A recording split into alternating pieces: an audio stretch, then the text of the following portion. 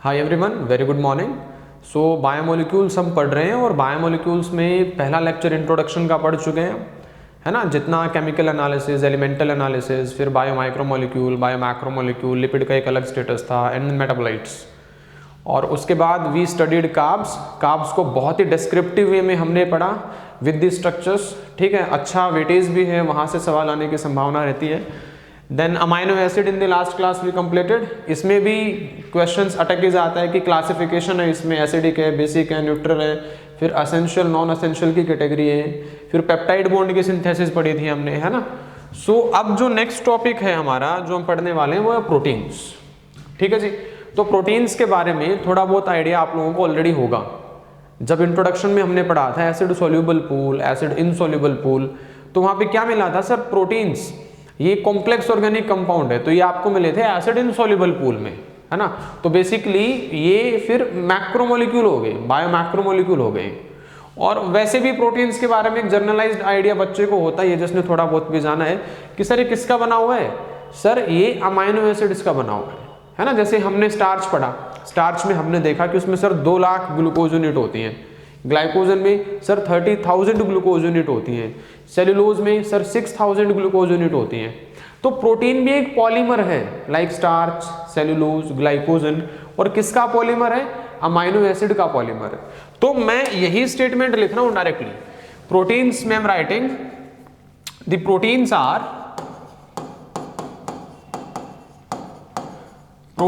Are sir polymer of amino acid.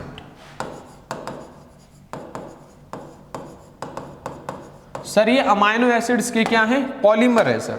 तो क्या इस बेसिस पे मैं अमाइनो एसिड को बोल सकता हूं amino acids are the monomer of proteins?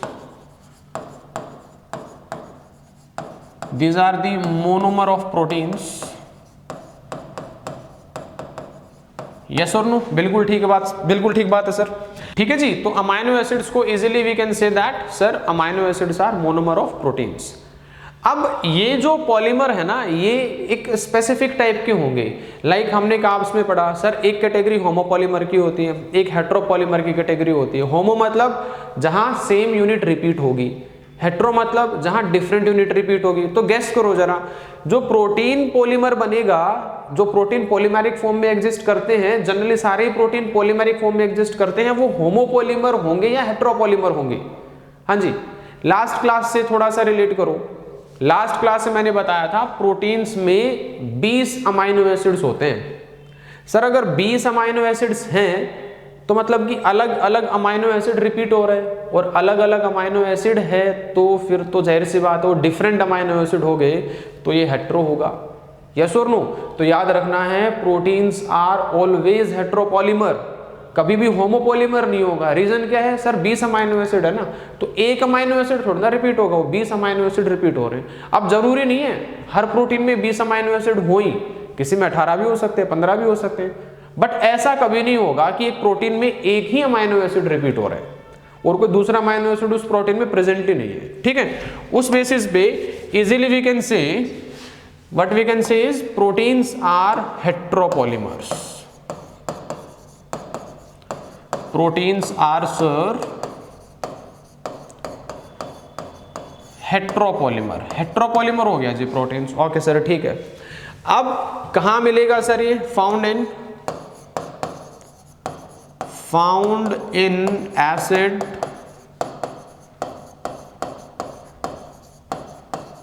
Insoluble pool sir, ठीक है जी।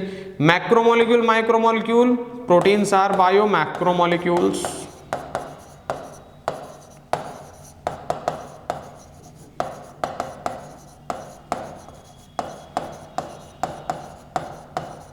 ठीक है जी। तो ये सारी प्रॉपर्टी है, मैक्सिमम प्रॉपर्टी आप जानते थे पहले ही, एक दो चीजें नहीं मैंने आपको बता दी। ओके, अब 2 फैक्चुअल इंफॉर्मेशन इनके रिगार्डिंग क्या है, आप नोट डाल के लिख सकते हो।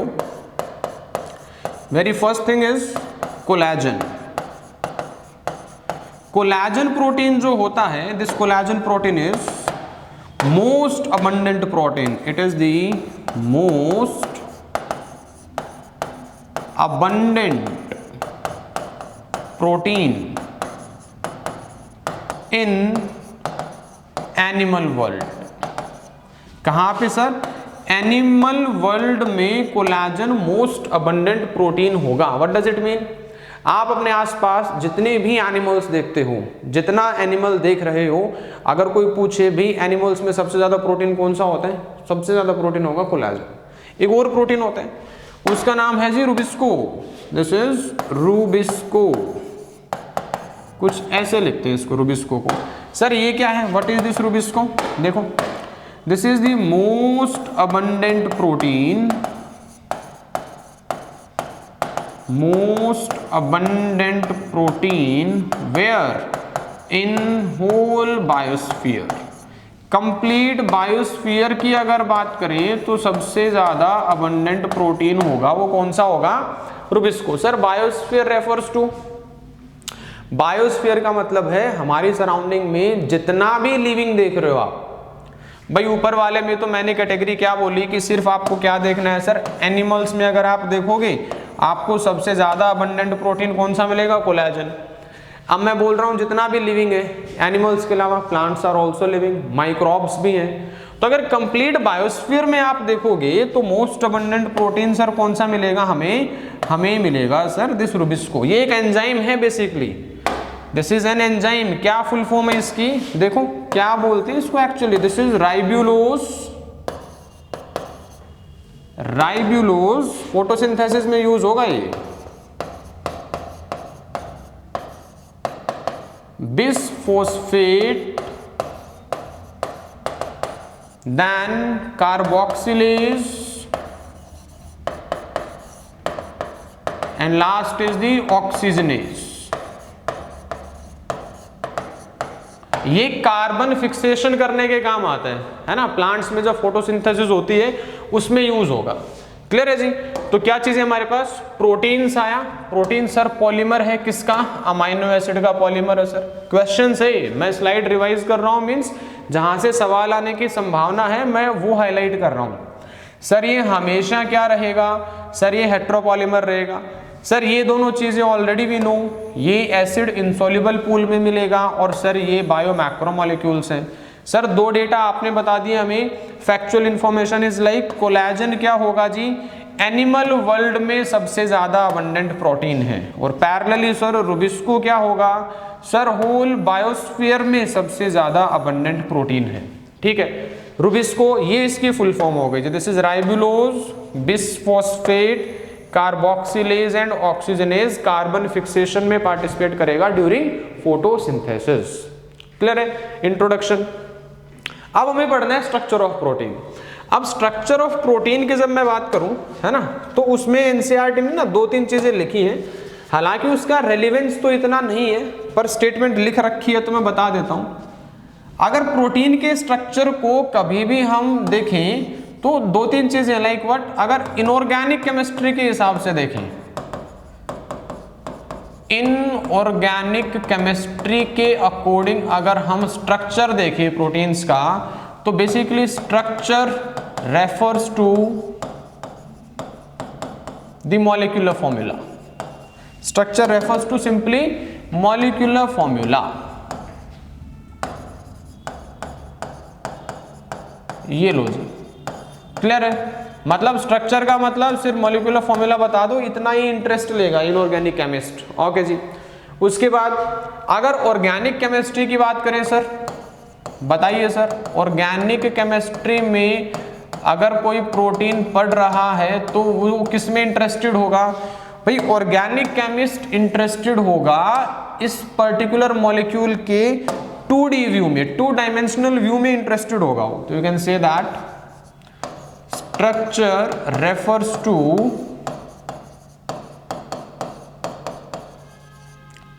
ऐसे लिख लो, 2D लिख लो, this is 2D view, 2D view of the molecule. ठीक है सर, ऑर्गेनिक केमिस्ट्री का आइडिया हो गया। सर अगर फिजिक्स में जाए तो कोई अगर फिजिसिस्ट इसको पढ़ना चाहता है तो फिजिसिस्ट क्या करेगा? Like in physics he will be more interested into what? Into 3D view of the molecule. So simply you can say structure refers to 3D view of a molecule.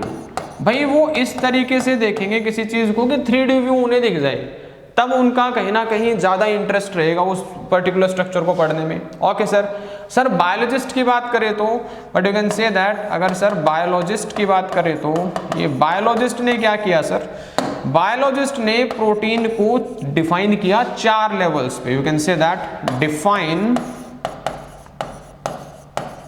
Protein structures, basically protein के structures को 4 level पे पढ़ा eight 4 levels, और यही 4 level अभी हमें पढ़ने आ गए।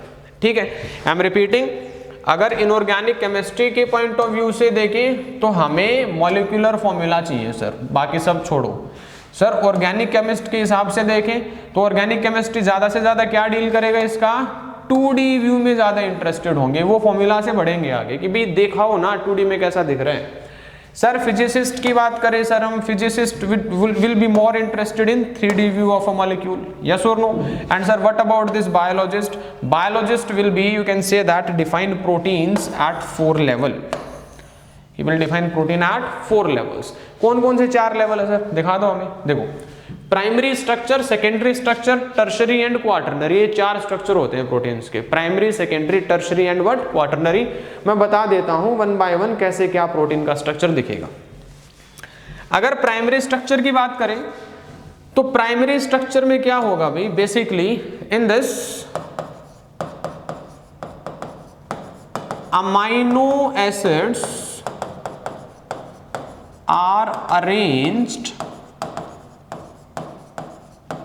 in linear chains of polypeptides। हाँ जी, ये सारे टर्म्स आई होप क्लियर है आप लोगों को, यस नो। अमाइनो एसिड इसमें अरेंज्ड होंगे, कैसे अरेंज्ड होंगे सर, लीनियर चेन में अरेंज्ड होंगे। क्या बनाएंगे, पॉलीपेप्टाइड। आपको पता ही होगा पोली बहुत सारे, पेप्टाइड अमाइनो एसिड, तो बहुत सारे अमाइनो एसिड सर कुछ इस तरीके से लीनियर चेन्स में अरेंज्ड है।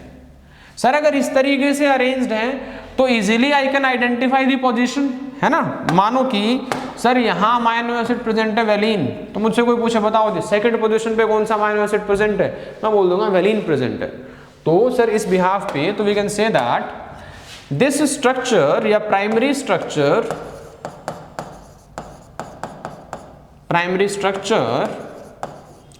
gives information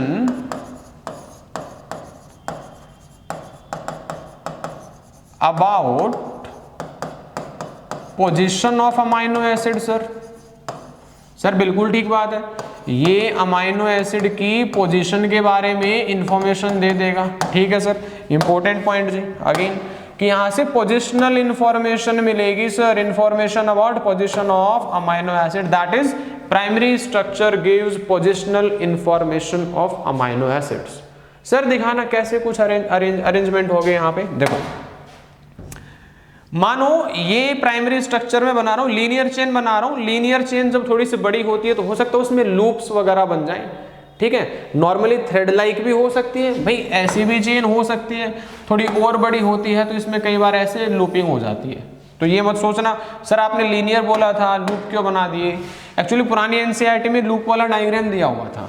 तो अगर मेरे को कोई स्ट्रक्चर बनाना है लीनियर चेन में तो मैं मानो उसे ऐसे बना देता हूं सर लीनियर ही है बट वही है, कुछ उसमें क्या हो गया, थोड़ी बहुत कोइलिंग हो जाती है। ओके सर इसमें तो कुछ समझ में नहीं आया कहाँ अमाइनो एसिड होंगे। भैया अगर ये प्रोटीन की चेन है तो इसमें हर जगह अमाइनो एसिड है, this is amino acid, amino acid, amino acid, amino acid, amino acid, ये सारे क्या हैं, ये अमाइनो एसिड्स हैं सर।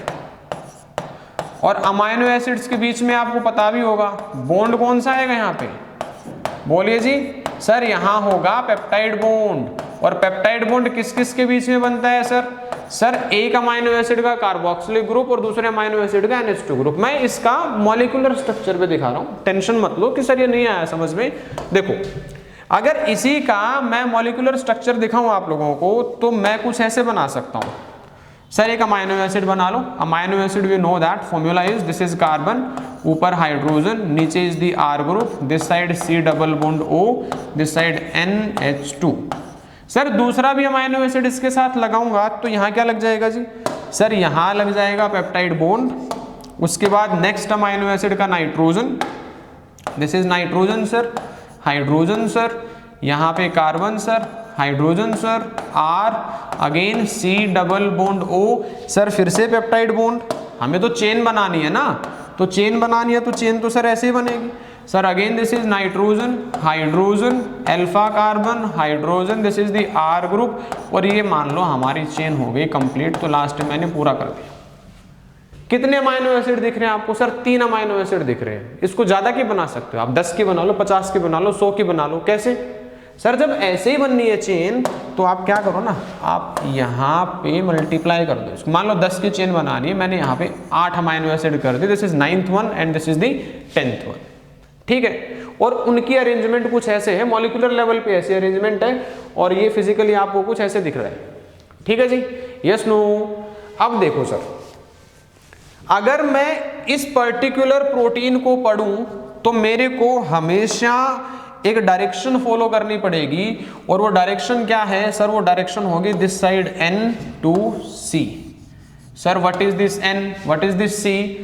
बच्चे लोग, जो ये साइड है इस पर्टिकुलर स्ट्रक्चर की, ये साइड है इसकी left side, this is the left side, और ये वाली साइड है, this is known as the right side. ध्यान से देखना, बहुत इंपॉर्टेंट कॉन्सेप्ट है। This is sir right side. आप खुद देखो, जब भी मैं किसी अमाइनो एसिड को पढ़ूंगा तो मैं यहां से इधर ही जाऊंगा ना, left side to right side. Sir अगर मैं ऐसा कुछ कर रहा हूं तो जो लेफ्ट में जो अमाइनो एसिड है उसका ये जो NH2 ग्रुप है, ये NH2 ग्रुप फ्री रहेगा बिल्कुल, और जो सबसे लास्ट अमाइनो एसिड है उसका ये कार्बोक्सिलिक ग्रुप फ्री रहेगा बिल्कुल सर। सर जब NH2 ग्रुप फ्री है तो क्या इस एंड को मैं इस बेसिस पे बोल दूं, this is N terminal and. ये उस पर्टिकुलर प्रोटीन का क्या हो गया जी? N टर्मिनल एंड हो गया। सर आप आगे पहुंचोगे आपको कार्बोक्सिलिक ग्रुप फ्री मिलेगा 10th अमाइनो एसिड का। भाई 11th तो आना नहीं है, प्रोटीन में 10 ही अमाइनो एसिड थे, तो क्या मैं इस कार्बोक्सिलिक ग्रुप को बोल दूं sir this is going to be the C terminal end? Yes, no? I'm repeating. Sir protein chain हम ऐसे बनाया ना हमने, तो जाहिर सी बात है पढ़ेंगे भी यहां से लेके वहां तक। सर अगर ये इधर का अमाइनो एसिड था, फर्स्ट अमाइनो एसिड था, तो उसका NH2 ग्रुप फ्री हो गया। NH2 ग्रुप फ्री होता है, N टर्मिनल बोला। ये सबसे आखिरी अमाइनो एसिड है तो उसका COOH ग्रुप फ्री हो गया, तो C टर्मिनल एंड बोल दिया हमने। यस और नो? अब इतना आपको आइडिया है ही। N टर्मिनल एंड पे कौन सा अमाइनो एसिड होगा सर? N टर्मिनल एंड पे होगा फर्स्ट अमाइनो एसिड। ये लो, this is the first amino acid होगा यहाँ पे। सर C टर्मिनल एंड पे कौन सा अमाइनो एसिड होगा? सर यहाँ होगा लास्ट अमाइनो एसिड। 2024 का क्वेश्चन है, उल्टा करके पूछा गया था। करेक्ट स्टेटमेंट तो क्या होगी कि भैया N terminal has first amino acid, C terminal has last amino acid. उन्होंने क्वेश्चन में 4 स्टेटमेंट डाले थे और इस कॉन्सेप्ट को उठाया और उल्टा करके पूछा, like what? C terminal has first amino acid, N terminal has last amino acid. ठीक है, सो ध्यान से अच्छे से अपने दिमाग में बैठा लेना, जो रीडिंग ओरिएंटेशन होती है प्रोटीन की वो N2C आती है। N2C जाने का मतलब N मतलब ये N टर्मिनल एंड, C मतलब C टर्मिनल एंड। और सर जब मैं N2C जा रहा हूं तो जाहिर सी बात है पहला पार्ट इधर होगा ना, तो N terminal has first amino acid, C terminal has the last amino acid. I hope it is clear? Yes no? तो मतलब काउंट कर सकते हैं हम, छोटी चेन होगी काउंट कर सकते हैं, तो पोजीशन का भी आइडिया लग जाएगा। अब देखो सर, ये जो आपने लूप लाइक स्ट्रक्चर बनाया, ये हेलिकल फॉर्म बनाई, इसमें भी सर NC होगा। बिल्कुल सर, ये N टर्मिनल हो जाएगा इसका, this is the N terminal, ये इसका C टर्मिनल हो जाएगा। इसी का तो मॉलिक्यूलर स्ट्रक्चर दिखाया मैंने। Yes no? I hope it is clear? Sir कोई एग्जाम्पल बताओ, कोई चीज जो यहाँ एग्जिस्ट करती है। रिपीटर वाले बच्चों ने कभी इंसुलिन पढ़ा होगा, है ना। इंसुलिन में, मैच्योर इंसुलिन में दो पॉलीपेप्टाइड चेन होती है, polypeptide chain A and polypeptide chain B, yes no.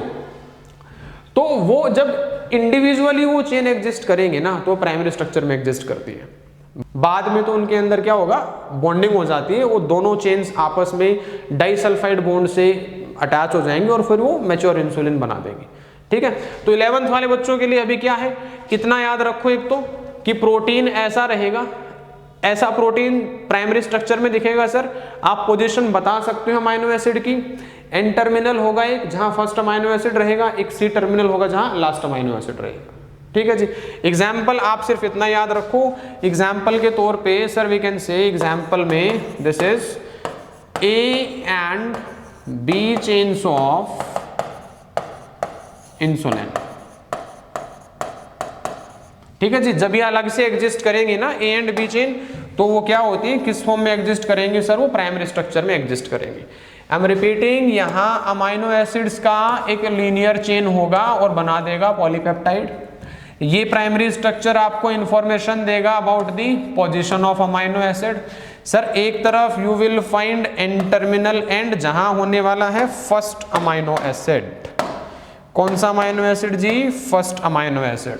Other side you will be having C terminal end, और उस पे कौन सा अमाइनो एसिड होगा सर, उस पे होगा सर लास्ट अमाइनो एसिड। भैया आते हैं क्वेश्चन यहाँ से, सिंपल सा कॉन्सेप्ट है, स्टेटमेंट पता नहीं कितनी बन सकती है, क्लियर। चलिए will switch to the next structure, जैसे सेकेंडरी। अब सेकेंडरी स्ट्रक्चर में क्या होगा, ये दो फॉर्म्स में एग्जिस्ट होते हैं, क्या है ना। अब कोई प्रोटीन क्या होगा सर, प्रोटीन हमेशा तो ऐसे नहीं एग्जिस्ट करेगा, या कोई प्रोटीन हमेशा सीधा भी एग्जिस्ट नहीं करेगा, ये इसमें लूप बनेंगे, फिर लूप को भी स्टेबल करने के लिए हो सकता है इनके बीच में भी बॉन्डिंग बन जाए। तो सेकेंडरी स्ट्रक्चर में आते हैं, क्या बोलते हैं एनसीईआरटी, कि भाई एक प्रोटीन ना लॉन्ग रिजिड रोड लाइक नहीं एग्जिस्ट कर सकता हमेशा, कि हमेशा there will be a rigid rod like structure, उसमें लूपिंग हो जाती है, लूप्स के बाद आपस में बॉन्ड्स भी बन जाते हैं, तो वो क्या बन जाएगा, सेकेंडरी स्ट्रक्चर। मैं इसको दो पार्ट्स में डिवाइड कर रहा हूँ।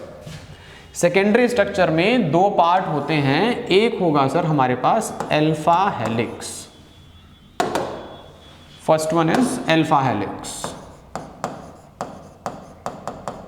और सर दूसरा पार्ट जो होगा, second part is known as sir beta pleated, beta pleated sheets देखेंगे सर हम, ठीक है। तो क्या होने वाला है, देखो जरा, अल्फा हेलिक्स के जिक्र कर लेते हैं पहले, then we will switch to beta pleated. Alpha helix में बता देता हूं पहले आप लोगों को, अल्फा हेलिक्स में जो प्रोटीन होगी ना वो हेलिकल फॉर्म में एग्जिस्ट करेगी सर, कुछ ऐसे एग्जिस्ट करेगी। कहाँ बनाए डायग्राम इसका सर, इधर ही बना लो सर, वो हेलिकल फॉर्म में एग्जिस्ट करेगी प्रोटीन, लाइक दिस हेलिक्स बन जाएगा, दिख रहे हैं सभी को। तो इस तरीके का हेलिक्स बनेगा, इसको ना सर थोड़ा सा नीचे करके बनाओ, ये तो इस तरीके का स्ट्रक्चर होगा जी अल्फा हेलिक्स। अब इस हेलिक्स की ही जो डिटेलिंग है वो हमें थ्योरी में लिखनी है। दो चीजें बता देता हूं, एक तो सर ये प्रोटीन है, जाहिर सी बात है एन टर्मिनल होगा, सी टर्मिनल होगा, first thing. Sir second thing, sir ऐसा स्ट्रक्चर तो आपने अभी बनाया है ना, ये तो अभी बनाया था, तो सेम सा ही लग रहा है मेरे को। नहीं, एक्चुअली जो अल्फा हेलिक्स बनेगा इसमें स्टेबिलिटी आएगी with the help of hydrogen bond. Sir इसमें एडिशनल बॉन्ड है, और ये बॉन्ड पहले कभी आपने प्राइमरी में नहीं देखे, ये हाइड्रोजन बॉन्ड बना दी मैंने, this is the hydrogen bond, this is the hydrogen bond, similarly नीचे भी होगा ऊपर भी होगा, ठीक है। तो मैं इन दोनों को ही लेबल करूं अगर, तो ये क्या हो गया सर मेरे पास, these are the H bonds, these are the H bonds. तो प्राइमरी और सेकेंडरी वाले में डिफरेंस क्या हुआ, एक तो उसे हेलिक्स बोल ले रहे थे हम, वो स्टेट भी हो सकता था, कई बार लूपिंग हो जाती है, लेकिन उसके बीच में कभी कोई हाइड्रोजन बॉन्ड नहीं आया। सेकेंडरी में फिक्स हो गया सर, अगर अल्फा हेलिक्स नाम लिया ऐसे ही एग्जिस्ट करेगा, और इस हेलिक्स को स्टेबलाइज करने के लिए बॉन्ड भी कौन सा आएगा, हाइड्रोजन बॉन्ड। अब एक सिंपल सा क्वेश्चन यहां से, क्वेश्चन क्या है सर, ये आपने प्रोटीन का एक ही मॉलिक्यूल बनाया है, या सुनो एक प्रोटीन बनाइए, सिंपली ये बोल दूं, जब उस प्रोटीन के अंदर ही हाइड्रोजन बॉन्ड प्रेजेंट है उसी एक ही प्रोटीन के अंदर हाइड्रोजन बॉन्ड प्रेजेंट है, तो मैं इन हाइड्रोजन बॉन्ड्स को इंट्रामोलिकुलर हाइड्रोजन बॉन्ड बोलूं या मैं इनको इंटरमोलिकुलर हाइड्रोजन बॉन्ड बोलूं? हाँ जी, गेस करो, क्या ये हाइड्रोजन बॉन्ड इंट्रामोलिकुलर है या इंटरमोलिकुलर है? सर एक ही मॉलिक्यूल के बीच में है ना, एक ही मॉलिक्यूल के अंदर है ना, तो term will be used intramolecular. ठीक है जी, intra school debate competition, you can say that, intra school, within school, जीत गए अपने स्कूल के चैंपियन बस। एक होता है इंटर स्कूल कंपटीशन, हाँ सर आसपास वाले स्कूल्स भी आएंगे सर, अब तो थोड़ी हिम्मत ज्यादा दिखानी पड़ेगी हमें, या सुनो। तो जब भी वर्ड इंट्रा आए, इंट्रा मतलब with in a single structure, with in a single molecule, ठीक है जी। इंटर आए तो बिटवीन हो जाएगा फिर वो, ठीक है। तो इस बेसिस पे मैं दो स्टेटमेंट लिख रहा हूं अल्फा हेलिक्स की, जितना समझाया इसी के बेसिस पे। Like what? सबसे पहला तो सर इन alpha helix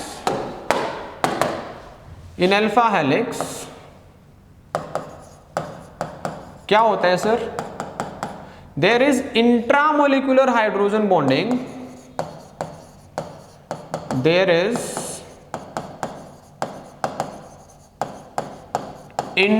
intramolecular hydrogen bonding between every fourth amino acid. Sir ये क्या लिख दिया, ये तो नहीं बताया आपने भैया। हाइड्रोजन बॉन्डिंग तो होगी, इंट्रामोलिकुलर ही होगी सर, कितने गैप पे होगी? 4 अमाइनो एसिड के गैप पे होगी। मतलब सर, मतलब इसका ये है कि अगर सपोज पहला अमाइनो एसिड यहां है सर, दूसरा कहीं यहां होगा sir, second will be there, third will be there, चल जाओ, and fourth will be there, ठीक है जी। तो 4 अमाइनो एसिड पे एक हाइड्रोजन बॉन्ड आ जाएगा। सिमिलरली फिर इससे आगे चलेंगे तो 1 2 3 फोर्थ आते ही फिर यहाँ पे हाइड्रोजन बॉन्ड आ जाएगा। तो हर फोर्थ अमाइनो एसिड पे क्या रहेगा? There is intramolecular hydrogen bond, hydrogen bond रहेगा। एक ही मॉलिक्यूल, प्रोटीन मॉलिक्यूल के अंदर है, तो क्या बोल दिया हमने? टर्म यूज किया intra. I hope it is clear. Second thing sir regarding this structure in proteins only right-handed helices are found, right-handed helices are present, इतना लिख लो, are present। Sir what does it mean? भैया ये जो हमने helix बनाया ये कुछ ऐसे बनाया, देखो राइट साइड से कॉइलिंग कर रहा हूं सर, मतलब एक ऐसे भी बन सकता है लेफ्ट हैंडेड हेलिक्स, प्रोटीन में नहीं मिलेगा आपको।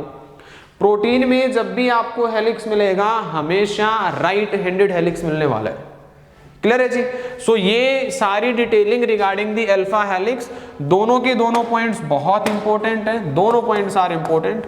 और इन पॉइंट्स के साथ साथ आप ये भी याद रखो कि इसमें क्या है, इसमें ऐसा स्ट्रक्चर दिखेगा आपको, प्रोटीन चेन है, बाय डिफॉल्ट एन टर्मिनल भी होना है, सी टर्मिनल भी होना है। सर कोई एग्जाम्पल? हाँ जी बिल्कुल, एग्जाम्पल भी बताएंगे आपको।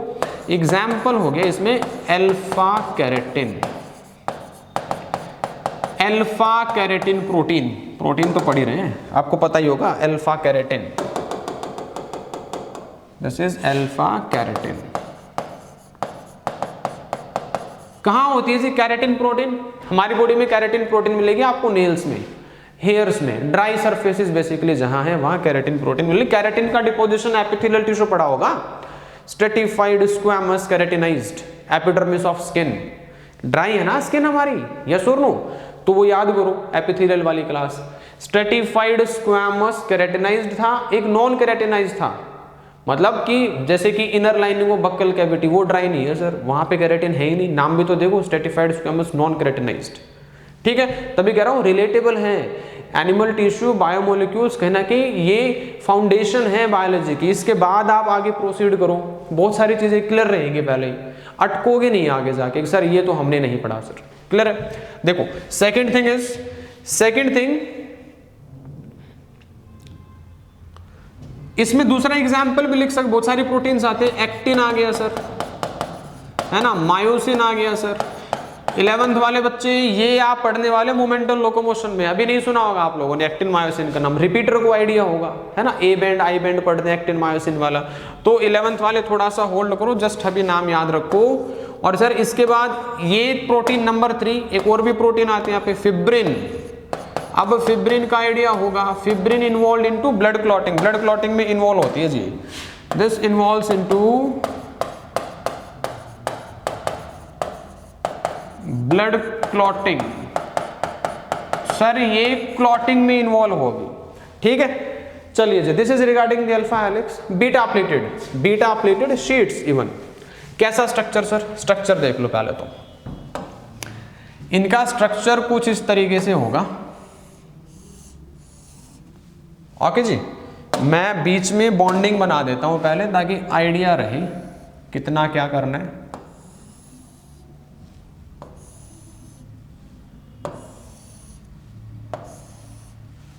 ओके सर थोड़ा पार्ट हटा दो, थोड़ा और पार्ट हटा दो, कुछ ऐसा सा स्ट्रक्चर बनाने की कोशिश करते हैं। सर ये दूसरी चेन आ गई, sir this is going to be the third chain. ये देखो जी, ये है कहीं ना कहीं स्ट्रक्चर।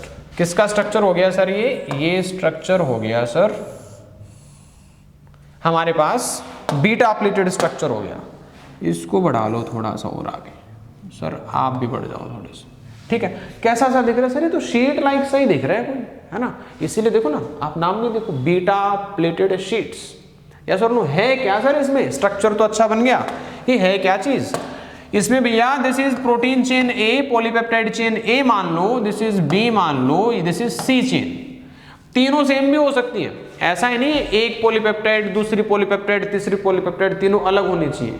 ये भी हो सकता है एक प्रोटीन में 3 पॉलीपेप्टाइड चेन है, तीनों डिफरेंट भी हो सकती है, तीनों सेम भी हो सकती है, ठीक है। मैंने एबीसी लिख दिया, डिफरेंट लिख दिया।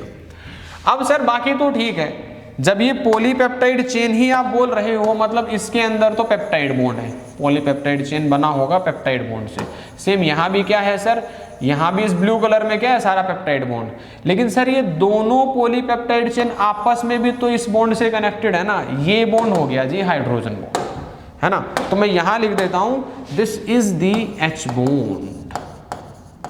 सर क्या ये भी, हाँ जी ये सारे एच बॉन्ड हैं।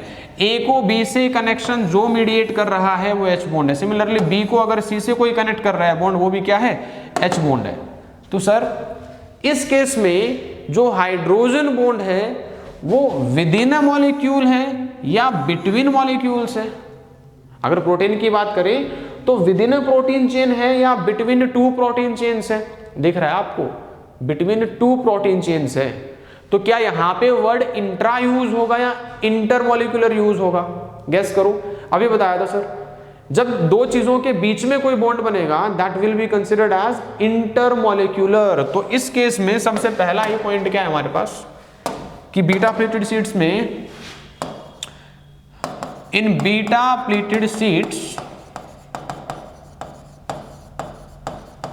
in beta pleated sheets you can say that there is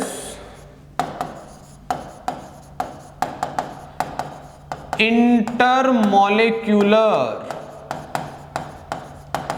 hydrogen bond. हाँ जी, ये तो सर डायरेक्ट डिफरेंस आ गया। किसके साथ का डिफरेंस आ गया सर, यहाँ का डिफरेंस आ गया।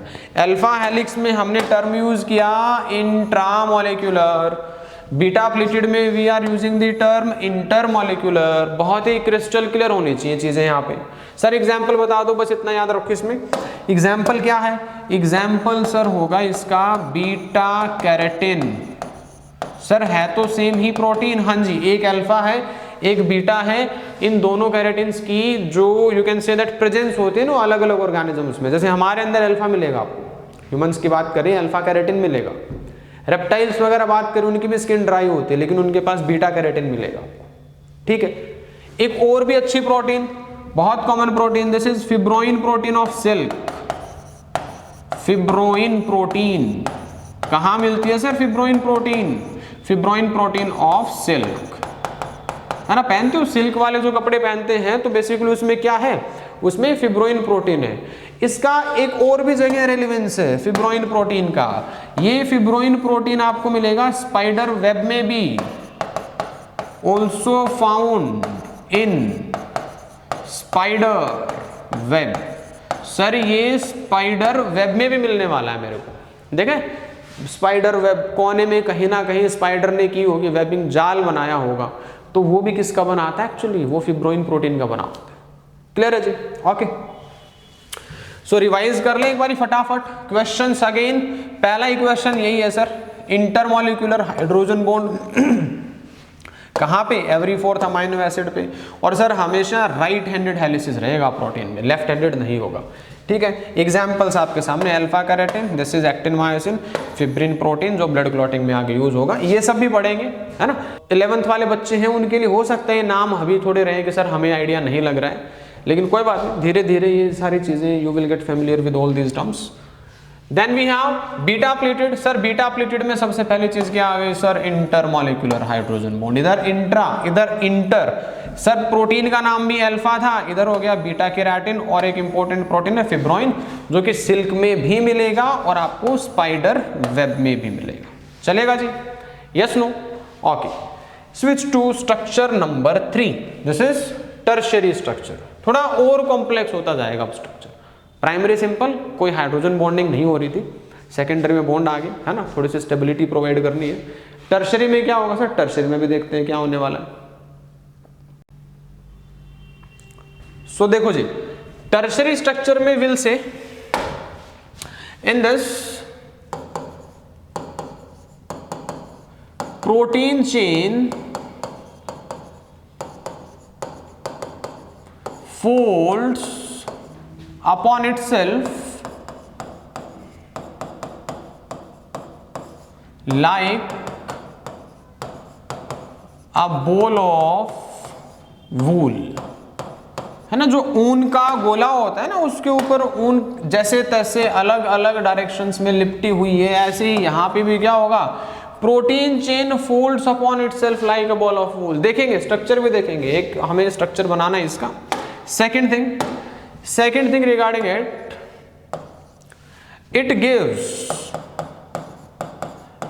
gives 3D view of the molecule।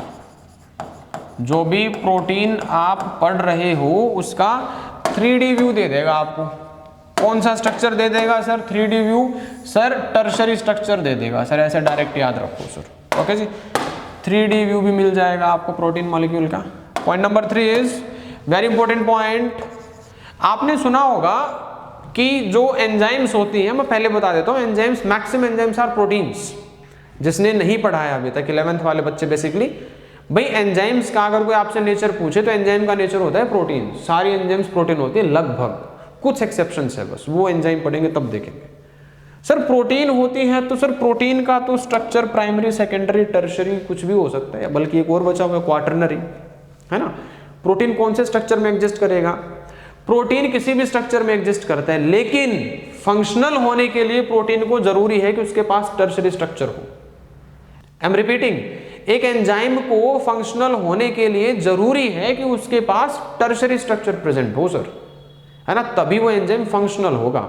अगर वो प्राइमरी स्ट्रक्चर में एग्जिस्ट कर रहे हैं एंजाइम, नॉन फंक्शनल, सेकेंडरी में नॉन फंक्शनल, टर्शियरी में फंक्शनल, क्वाटरनरी में कुछ एंजाइम्स होती हैं, आइसो एंजाइम्स बोलते हैं उनको, तो क्वाटरनरी में वो कहीं ना कहीं फंक्शनल होती है। हमें नहीं पढ़ना इतना सब, हमें सिर्फ याद रखना है कि अगर एक एंजाइम को फंक्शनल होना है तो सबसे जरूरी स्ट्रक्चर उसके लिए कौन सा है सर, वो है टर्शियरी स्ट्रक्चर। तो उसी को एनसीईआरटी ने कैसे लिखा? एनसीईआरटी ने लिखा like this tertiary structure is important for biological activity of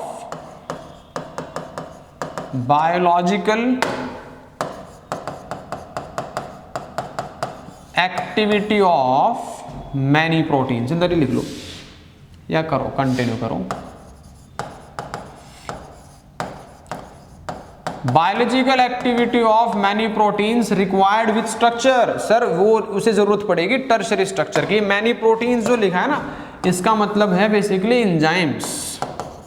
enzymes लिखो सर यहाँ पे,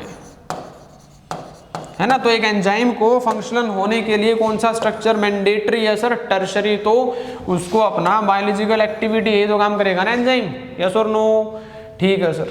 स्ट्रक्चर बताओ सर, है ना। स्ट्रक्चर कैसा दिखेगा भाई? एक रैंडम थ्रेड है और उसको हमें वूल की तरह कहीं ना कहीं कॉइलिंग करानी है, आप ऐसे करा सकते हो आराम से, ज़्यादा कॉम्प्लेक्स बनाने की भी ज़रूरत नहीं है सर, हम सिंपली कॉइलिंग करा लेंगे, है ना। ऐसा सा स्ट्रक्चर बन गया सर। ये तो बहुत ही रैंडम सा स्ट्रक्चर लग रहा है सर। आपने बोला प्राइमरी से सेकेंडरी आया, कुछ बॉन्ड बढ़ा, स्टेबिलिटी आई, वो सर ठीक सा भी लग रहा था हमें। हमने अल्फा हेलिक्स देखा, बढ़िया दिख रहा है सर। बीटा प्लेटेड और भी बढ़िया दिख रहा है सर। सर ये तो बहुत रैंडम नहीं बना दिया आपने भैया। स्ट्रक्चर जरूर आपको रैंडम सा लग रहा है, लेकिन स्टेबिलिटी इसमें प्रोवाइड की जाएगी with the help of 5 additional bonds. इसमें 5 बॉन्ड आने वाले हैं जो इसको स्टेबिलिटी प्रोवाइड करेगा। सर कौन कौन से बॉन्ड देखना जरा। एक तो अगर प्रोटीन चेन है N terminal, C terminal, yes और नो? तो मैं लिख देता हूं, this particular structure, this is stabilized by, this structure is stabilized by following bonds। ये बॉन्ड्स हैं, इनसे ये क्या होगा सर? स्टेबलाइज्ड करेंगे ये बॉन्ड्स इसको। एग्जाम्पल इधर लिख लो, एंजाइम्स। ठीक है, बता दो सर, फटाफट बता दो कौन से बॉन्ड है। Number 1, bond number 1 is ionic bond sir. Ionic bond होगा। इस आयोनिक बॉन्ड को ही हम क्या बोलते हैं? इसे बोलते हैं sir electrostatic. This is electrostatic bond. ठीक है सर, चलेगा sir. Number 2, bond number 2 is sir covalent bond. ये होगा sir covalent bond. Sir covalent bond में ना यहाँ पे 2 टाइप आएंगे। कौन कौन से? एक आएगा हमारे पास पेप्टाइड बॉन्ड, और सर दूसरा आएगा दिस इज डाइसल्फाइड बॉन्ड। ठीक है जी, 2 बॉन्ड हो गए। This is disulphide bond. तो पहला bond ionic bond, ionic bond को हम इलेक्ट्रोस्टैटिक बॉन्ड भी बोलते हैं। ज्यादा डिटेल आप केमिस्ट्री में पढ़ोगे, अभी के लिए जस्ट रिमेंबर ये I think metal non metal के बीच में बनता है। Ionic bond metal non metal के बीच में बनेगा। कोवलेंट बॉन्ड ये नॉन मेटल्स के बीच में रहेगा सर। इसमें 2 आ गए, पेप्टाइड बॉन्ड आ गया और डाइसल्फाइड बॉन्ड आ गया। और इसके बाद कुछ और बॉन्ड्स हैं थोड़े वीक हैं, जैसे कि हाइड्रोजन बॉन्ड। हाइड्रोजन बॉन्ड ये बहुत वीक बॉन्ड आएगा, जैसे कि हाइड्रोफोबिक। हाइड्रोफोबिक बॉन्ड इंट्रैक्शंस बोल देते हैं इनको। और एक और आता है, ये भी वीक में आएगा, this is van der Waals interaction. इसको तो बोल ही ऐसे देते हैं, van der Waals interaction, interactions. ठीक है, तो इनकी डिटेलिंग की ज्यादा टेंशन नहीं लेनी है। डिटेलिंग आप बहुत ही तरीके से पढ़ोगे केमिस्ट्री में, थोड़ा बहुत आइडिया रखो। हाँ सर आयोनिक बॉन्ड है, आयोनिक बॉन्ड क्या होगा सर? मेटल नॉन मेटल के बीच में जाने वाला है, उसे इलेक्ट्रोस्टैटिक बोला सर। ये नॉन मेटल्स के बीच में होगा, कोवलेंट बोला। ये वीक बॉन्ड्स हैं सर, है ना। तो इस तरीके से याद रखो। बट हाँ specifically you must know the 5 bonds. 5 bond पता होना चाहिए। क्वेश्चन आया हुआ है, पीवाईक्यू के क्वेश्चन पूछा था, which of the following bonds doesn't participate in stabilizing the tertiary structure? 5 तो ये लिख दिए और नंबर 6 पे लिख दिया एस्टर। और ऑप्शन में पूछ लिया कॉम्बिनेशन बना के, 1st and 3rd, 3rd and 4th, 3rd, 4th, 5th, और लास्ट में एक ऑप्शन था ओनली 6th। तो एस्टर बॉन्ड नहीं था इसमें, है ना। मिल जाएगा आपको, जहां से भी आप क्वेश्चन करोगे आपको वो पीवाईक्यू में क्वेश्चन मिल जाएगा। ठीक है जी। तो अब देखो स्ट्रक्चर सर भले ही हमें ये रैंडम सा लग रहा था, लेकिन सर इन टोटल जब देखते हैं तो सर इसकी स्टेबिलिटी के लिए तो 5 बॉन्ड प्रेजेंट है इसमें। ठीक है सर, कौन सा प्रोटीन ऐसे एग्जिस्ट करता है? मतलब कि एग्जाम्पल क्या है सर इसका? इस केस में बच्चों लोग एग्जाम्पल आएगा हमारे पास मायोग्लोबिन। टर्शरी स्ट्रक्चर का एग्जाम्पल हो गया मायोग्लोबिन। सुना है किसी ने नाम मायोग्लोबिन का? सर हीमोग्लोबिन सुना हमने तो, है ना। एक मायोग्लोबिन भी होता है। ठीक है, इसका काम अलग है, हीमोग्लोबिन का काम अलग है। जैसे आपको आइडिया होगा हीमोग्लोबिन क्या करता है, ऑक्सीजन को ट्रांसपोर्ट करता है, यस और नो। मायोग्लोबिन ऑक्सीजन ट्रांसपोर्ट नहीं करने वाला कभी भी। तो मायोग्लोबिन क्या करेगा सर, फिर ये मायोग्लोबिन होगा oxygen storing protein. This is oxygen storing protein. Sir oxygen को स्टोर करके रखेगा, हाँ जी। कहाँ मिलेगा, found in muscles, found in muscles. ये आपको मसल्स में मिलेगा और ये ऑक्सीजन को स्टोर करेगा। मतलब इसके जो एफिनिटी है ना ऑक्सीजन के साथ वो अच्छी है, वो अच्छी स्ट्रॉन्ग एफिनिटी है ऑक्सीजन के साथ, छोड़ेगा ही नहीं ऑक्सीजन को, छोड़ेगा नहीं तभी तो स्ट्रॉन्ग उसको स्टोर कर लेगा। क्लियर है जी, ठीक है। सो क्विकली रिवाइज कर लेते हैं एक बारी। Tertiary sir ball of wool की तरह यहाँ पे क्या होने वाला है, यहाँ पे कॉइलिंग हो जाएगी प्रोटीन चेन की। ओके सर, ठीक है, 3D व्यू देगा ही। और ये बहुत इंपॉर्टेंट है, बायोलॉजिकल एक्टिविटी जो होती है ना सर उसके लिए टर्शरी स्ट्रक्चर जरूरी है। किसकी बायोलॉजिकल एक्टिविटी की बात कर रहे हो सर, जैसे कि एंजाइम्स वगैरह हो गया। ओके, देन इसको स्टेबलाइज करने के लिए वी हैव 5 बॉन्ड्स। 5 बॉन्ड्स के सर यहाँ पे you have the name, number 1, number 2, number 3, number 4 and number 5 पता होना चाहिए जी आपको। पांचों बॉन्ड का आपको आइडिया होना चाहिए। वंडर वॉल, हाइड्रोफोबिक, हाइड्रोजन, ऊपर we have covalent and what, ionic bond. Example, सबसे जरूरी चीज एग्जाम्पल इसका हो जाएगा सर मायोग्लोबिन। कहाँ मिलेगा, मसल्स में मिलेगा। क्या करेगा, this is going to be oxygen storing protein. I hope it is clear, yes no. चलिए जी, नेक्स्ट वन इसको हटा दो सर, इसको आप अंडरलाइन करो। Example should be in circle, ठीक है जी। नेक्स्ट इज लास्ट स्ट्रक्चर है जी, क्वाटरनरी स्ट्रक्चर। खत्म, प्रोटीन का छोटा सा क्लासिफिकेशन है, प्रोटीन डन है।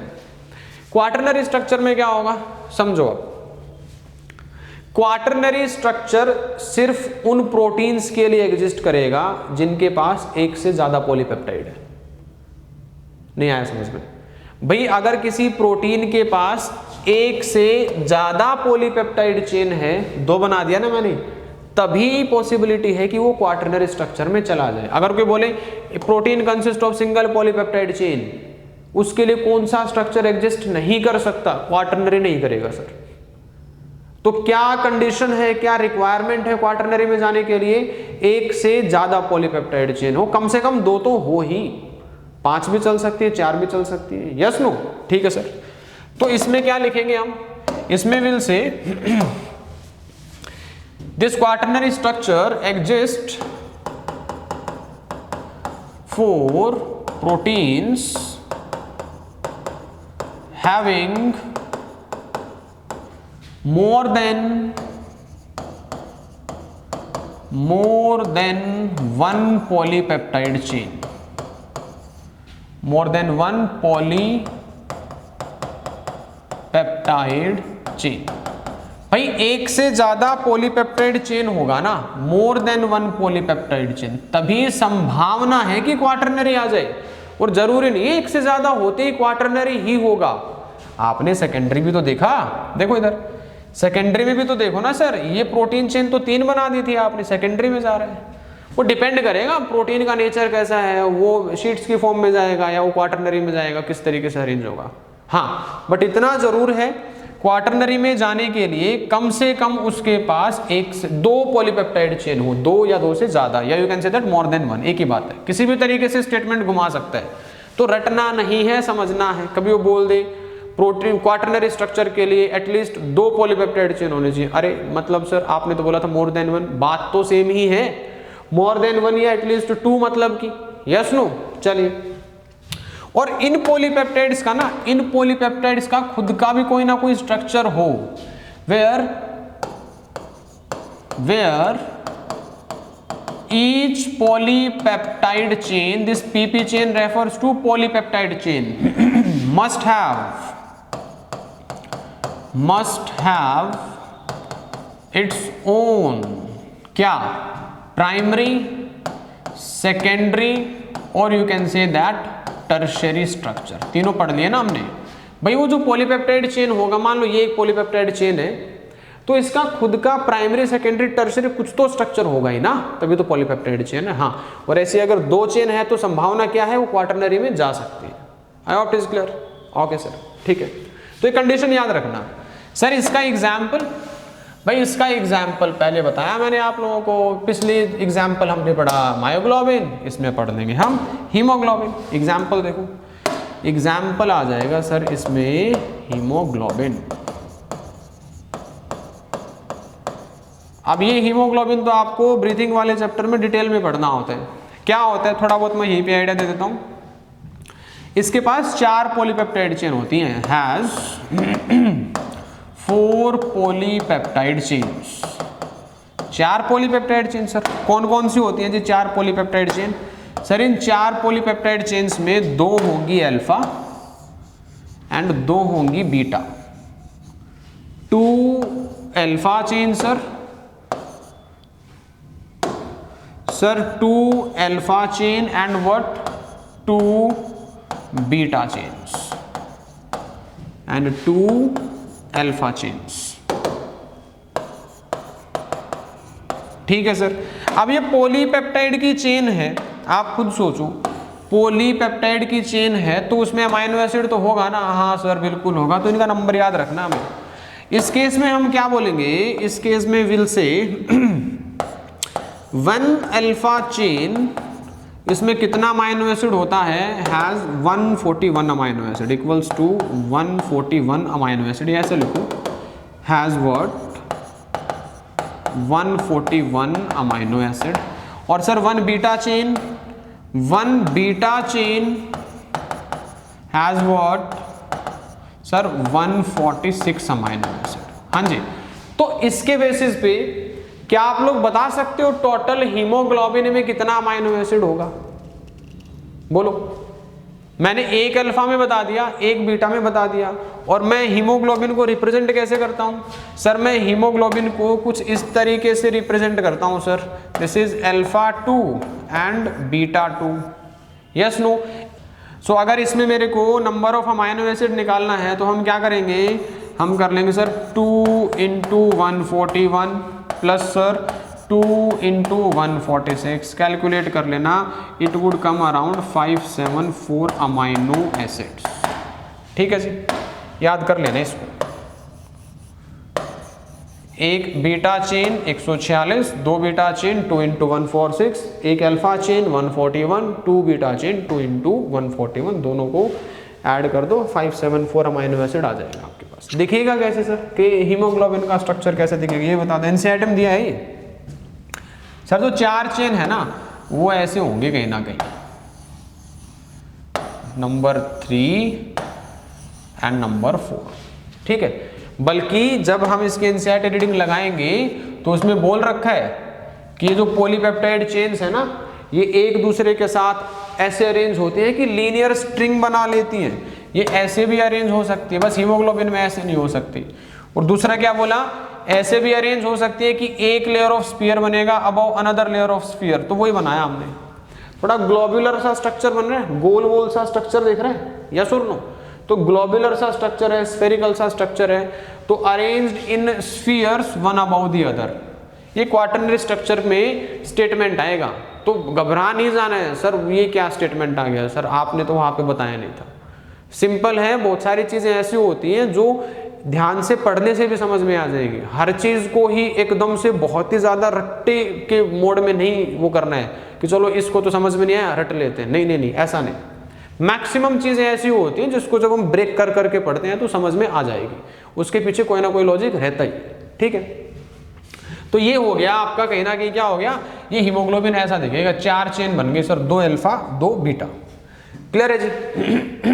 ओके सर, एक नोट डाल के लिख लेना, एक नोट डाल के कोलेजन वाला नोट है मैं यहां लिख देता हूं। जो कोलेजन है ना वो ट्रिपल हेलिक्स की फॉर्म में एग्जिस्ट करेगा।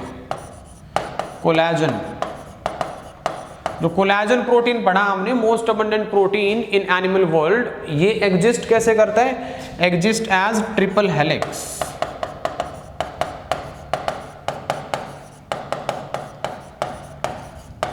मतलब सर, मतलब ये है कि कोलेजन में 3 पॉलीपेप्टाइड चेन होंगी और वो तीनों पॉलीपेप्टाइड चेन कहीं ना कहीं एक दूसरे के ऊपर कोइल्ड रहती हैं। ठीक है, तो वो आपस में कोइल्ड होके एक हेलिक्स बना लेते हैं, ट्रिपल हेलिक्स बना लेते हैं। ठीक है, ये भी एग्जाम्पल है क्वाटरनरी का, कोलेजन भी क्वाटरनरी का ही एग्जाम्पल। ठीक है, फटाफट रिवीजन कर लें एक बारी, कर लो सर। तो इसमें क्या होना चाहिए, एक से ज्यादा पॉलीपेप्टाइड चेन होगा तब संभावना है कि वो पर्टिकुलर प्रोटीन किस में आ जाएगा, क्वाटरनरी स्ट्रक्चर में आ सकता है। Example sir, example is the haemoglobin, 4 polypeptide chain sir, 2 alpha chain sir, 2 beta chain. ये देखो सर, ये हमने ऐसे इसको रिप्रेजेंट कर दिया sir. Total number of amino acid in haemoglobin molecule, haemoglobin molecule में टोटल होगा 574। कैसे आया ऊपर देख लो।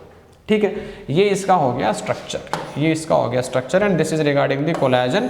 कोलेजन भी किस में एग्जिस्ट करेगा, क्वाटरनरी स्ट्रक्चर में। और कैसा है ये सर, ये ट्रिपल हेलिक्स है, इसमें 3 polypeptide chain are helically coiled या रैप्ड अराउंड ईच अदर। ठीक है जी, okay sir. Last part is the classification, classification of proteins. ठीक है सर, ये भी देख लेते हैं एक बार। देखो, इंपॉर्टेंट क्लासिफिकेशन है और ऐसा सा क्लासिफिकेशन बायोमोलिक्यूल्स के सबसे लास्ट चैप्टर एंजाइम्स में भी देखोगे आप। तो इसमें बहुत सारी चीजें ऐसी हैं जो रिलेटेबल रहेंगी। ठीक है, तो इसको अच्छे से समझना है। क्या है सर प्रोटीन्स में, प्रोटीन्स में हमारे पास 2 मेन कैटेगरी है। एक तरफ सिंपल प्रोटीन सर,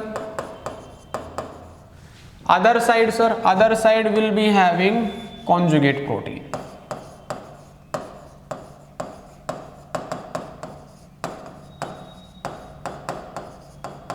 भाई एक तरफ होगा simple protein, other side conjugate protein. Simple protein का मतलब समझ लो, consist of only protein part. Sir protein part, हाँ जी, यहां सिर्फ प्रोटीन ही रहेगा। सर प्रोटीन ही तो पढ़ रहे हैं, फिर भी याद रखो इसमें सिर्फ प्रोटीन ही रहेगा। तो सर फिर कॉन्जुगेट में क्या होने वाला है, कॉन्जुगेशन का मतलब होता है लाइगेशन, किसी ना किसी चीज का अटैच हो जाना, उसको बोलते हैं कॉन्जुगेट। क्लियर है, आई एम रिपीटिंग, कॉन्जुगेट का मतलब होता है कोई चीज जब अटैच हो जाती है किसी के साथ तो कॉन्जुगेशन हो गया, कोई चीज में बॉन्ड बन गया, कॉन्जुगेशन हो गया। सर कॉन्जुगेट प्रोटीन मतलब कुछ ना कुछ तो अटैच होगा, किसके साथ अटैच होगा सर, प्रोटीन के साथ अटैच होगा। अब आप खुद सोचो, अगर प्रोटीन के साथ प्रोटीन ही अटैच हो जाएगा तो टोटली प्रोटीन ही तो रहा ना, तो सर ये कैटेगरी आ गई फिर। तो इतना यहां से क्लियर हो गया, कॉन्जुगेट प्रोटीन में प्रोटीन के साथ कुछ ऐड होगा, लेकिन जो चीज ऐड होने वाली है वो नॉन प्रोटीनेशियस पार्ट होगा, तभी तो अलग बनेगा ना। अगर प्रोटीनेशियस पार्ट होता तो फिर तो वो सिंपल में ही आ जाता। क्लियर है, तो जो चीज ऐड होने वाली है वो नॉन प्रोटीनेशियस पार्ट रहेगा प्रोटीन का। तो इसमें 2 और कैटेगरी में लिख रहा हूं, एक है हमारे पास एपोप्रोटीन। अच्छा एक मिनट, थोड़ा सा इधर लिख लेते हैं। One is, this is apoprotein and other one is the prosthetic group. ये टर्म आएगी जी, प्रोस्थेटिक ग्रुप। फिर से देखो एक बार, इंपॉर्टेंट है classification. Sir we have simple protein, जहां सिर्फ प्रोटीन पार्ट रहेगा। Sir we have conjugate protein, जहां प्रोटीन के साथ, सर प्रोटीन के साथ नॉन प्रोटीन पार्ट भी आएगा। और कौन सा है वो non protein part, this prosthetic group, this is the non protein part. पूछा गया सवाल है जी, non protein part of a conjugate protein is known as prosthetic group. अब ये बता दो फिर एपोप्रोटीन क्या हुआ, सर ये नॉन प्रोटीन पार्ट है, जाहिर सी बात है ये क्या होगा, प्रोटीन पार्ट होगा। तो apoprotein is nothing but what, this is the protein part of conjugate protein. इतना ही लिख रहा हूं मैं, समझ जाना आप लोग। ठीक है, ये कॉन्जुगेट प्रोटीन का प्रोटीन पार्ट होगा, ये नॉन प्रोटीन पार्ट होगा। ये सवाल आने वाला है, आएगा, आ चुका है, बार बार पूछेगा, एंजाइम में भी ये वर्ड यूज होना है। ठीक है सर। अब जो सिंपल प्रोटीन है ना, further they are classified into 2 categories. एक इसमें होगा सर ग्लोब्यूलर, और सर दूसरा इसमें होगा फाइब्रस। एक तो ग्लोब्यूलर है, दूसरा फाइब्रस है। नाम से मे भी थोड़ा बहुत आइडिया लग जाए, ग्लोब्यूलर, ग्लोब्यूलर सर, ऐसा सा दिखेगा, स्फेरिकल सा दिखेगा, राउंड सा दिखेगा। फाइब्रस सर, फाइबर लाइक दिखेगा सर, है ना, फाइबर पढ़े होंगे आपने, ये ऐसा दिखेगा आपको, थ्रेड लाइक दिखेगा। यस नो, तो बना लो, थोड़ा आइडिया भी लग जाए। सर ये आपको कुछ ऐसा थ्रेड लाइक दिखेगा, ये ग्लोबुलर ऐसा सा दिखेगा। तो सर इस बेसिस पे सबसे पहला ही पॉइंट क्या आ गया हमारे पास, सर ऐसा सा स्ट्रक्चर तो आपने टर्शरी में बनाया था, आपने हीमोग्लोबिन का भी बनाया था। तो we can say that generally globular proteins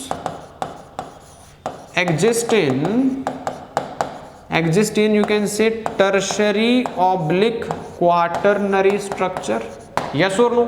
sir ये तो थ्रेड लाइक है सर, है ना, लीनियर चेन का थ्रेड सर, या अल्फा हेलिक्स भी सर थ्रेड दिख रहा है, तो यू कैन से सर, और वो बीटा प्लीटेड में वो भी सर थ्रेड ही तो था जो शीट की फॉर्म में अरेंज हो रहा था।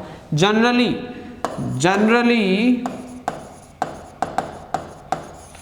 एग्जिस्ट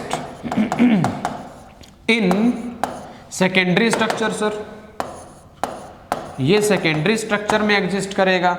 विद इन ब्रैकेट में लिख रहा हूं क्या, थ्रेड लाइक। फाइब्रस क्या होते हैं जी, ये थ्रेड लाइक प्रोटीन्स होते हैं, ठीक है sir, okay. Point number two is जो ग्लोबुलर प्रोटीन्स होंगे दे आर सॉल्यूबल, विजिबल है, हाँ जी। सो ग्लोबुलर प्रोटीन्स होंगे they are soluble in water, these are soluble in water, fibrous insoluble in water, okay sir, ठीक है। मैं अभी बता रहा था आप लोगों को एंजाइम्स का नेचर कैसा होता है, एंजाइम्स होते हैं प्रोटीनेशियस नेचर। अब कुछ एक्सेप्शंस हैं वो आगे देखेंगे एंजाइम में, जनरली एंजाइम्स प्रोटीनेशियस नेचर के होते हैं।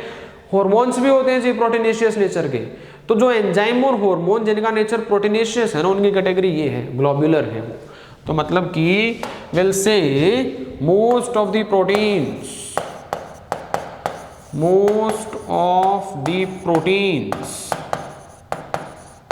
And you can say hormones are globular. वो क्या है जी, ग्लोब्यूलर फॉर्म में आएंगे वो। ये क्या सर भैया, यहां ना तो कोई एंजाइम होगा ना कोई हार्मोन होगा, तो easily you can say they are non enzymatic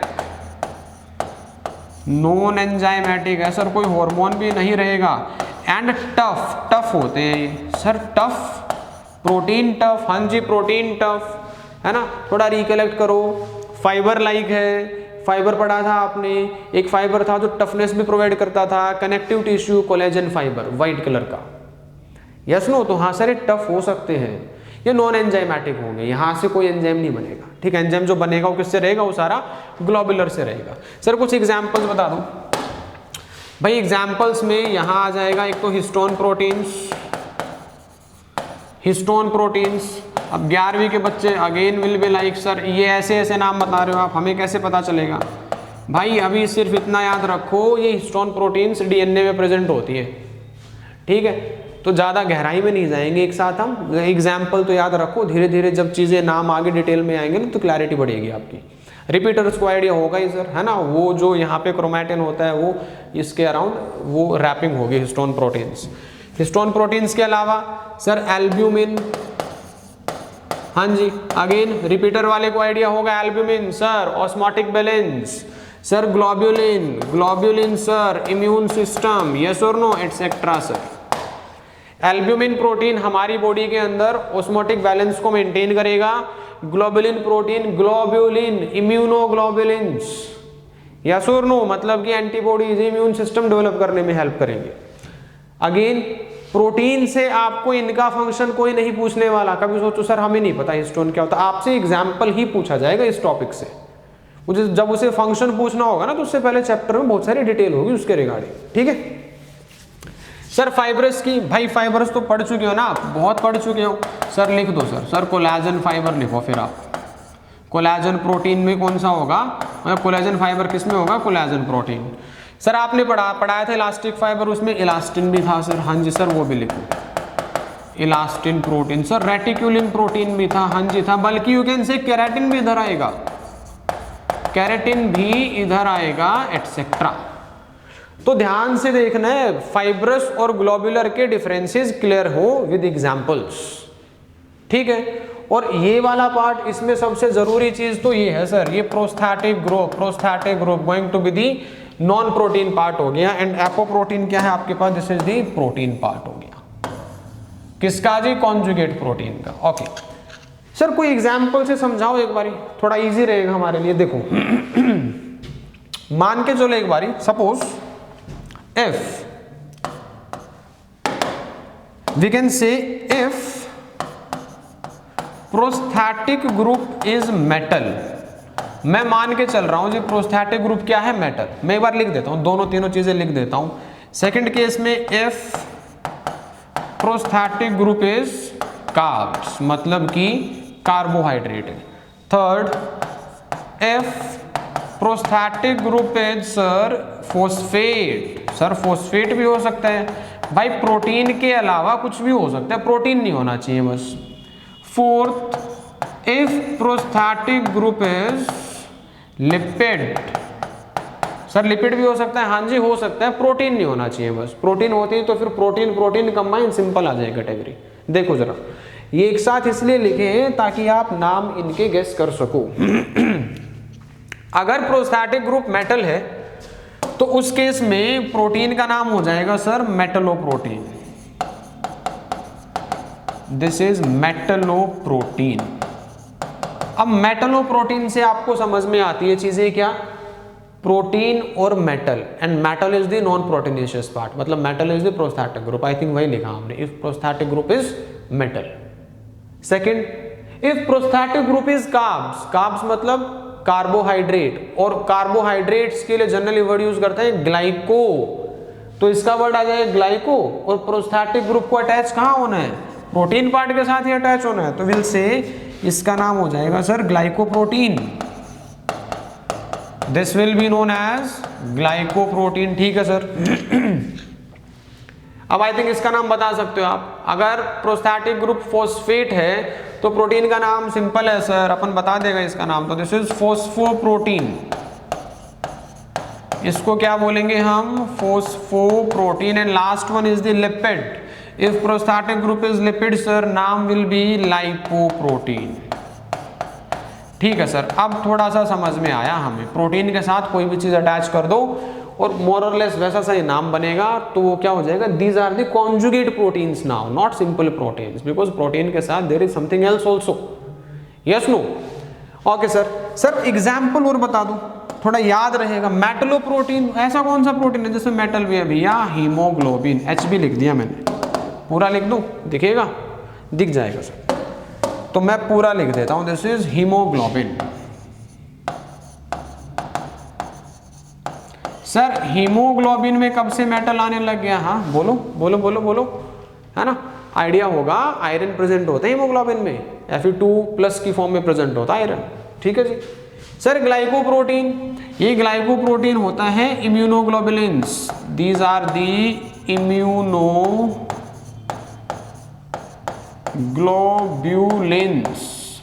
देख लेना भाई स्पेलिंग, थोड़ी सी जगह की कमी है, इम्यूनोग्लोब्युलिन्स, ये क्या है, क्या सर, इम्यूनोग्लोब्युलिन्स एंटीबॉडीज होती हैं,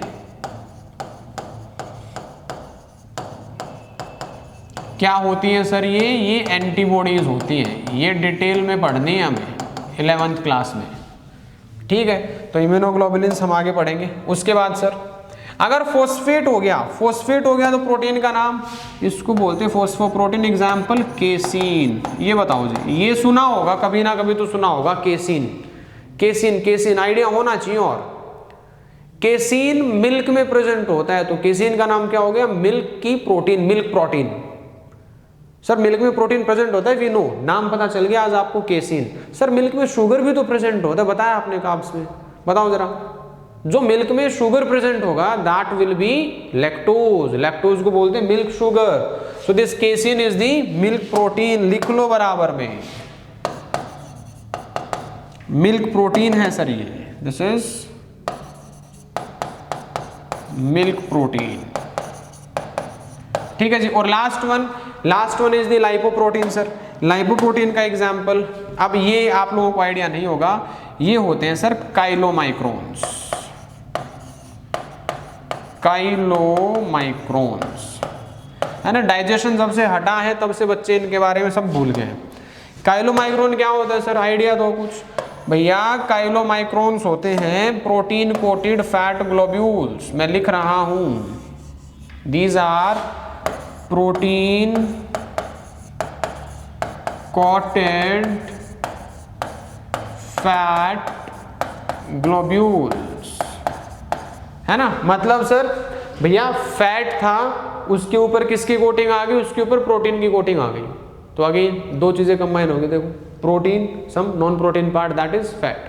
काम क्या होता है, अब इनका तो आइडिया लग गया आपको, हीमोग्लोबिन, ऑक्सीजन ट्रांसपोर्ट, इम्यूनोग्लोबुलिन्स क्या काम करेंगे सर, ये डिफेंस सिस्टम में हमारी हेल्प करेंगे, हमारा इम्यून सिस्टम बिल्ड करने में या इन्फेक्शन के साथ फाइट करने में ये इन्वॉल्व होगा, हेल्प करेगा हमारी। केसीन सर मिल्क का कंपोनेंट है, मिल्क प्रोटीन है, मिल्क में शुगर भी होता है सर, लैक्टोज जिसको हम बोलते हैं। लाइपोप्रोटीन्स का एग्जांपल काइलोमाइक्रोन्स है सर, डाइजेशन में एब्जॉर्प्शन में पढ़ाते थे, फैट के एब्जॉर्प्शन में हेल्प करते हैं, ठीक है जी। तो they involve in absorption of fat, लिख लो ये लास्ट पार्ट में लिख लो, protein coated fat globules involve in absorption of fat.